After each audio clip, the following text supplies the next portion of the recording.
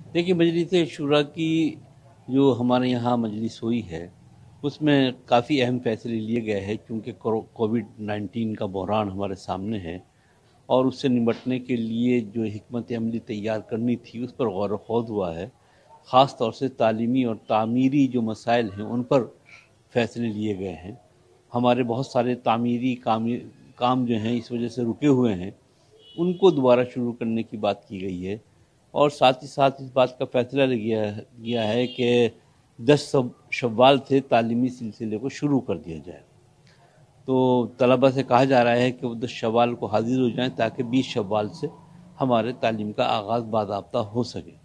ख़ास बात यह है कि इस मजलिस शूरा में वक्फ दारुल देवबंद के ज़िम्मेदारान को भी दावत दी गई और मेहमान के तौर पर उनको शरीक किया गया, और ये बताया गया कि ये चाहते हैं कि जो मुश्तरका मसाइल हैं हमारे इदारों के, उनको साथ मिलकर सुलझाया जाए। तो दोनों को करीब लाने की ये कोशिश की गई है, और इससे ये उम्मीद की जा रही है कि जो कमेटी बनी है 6 रुकनी, ये आगे काम करेगी और इंशाअल्लाह जो बाहमी गुफ्तगू शनीद है और मसाइल हैं, वो हल होंगे।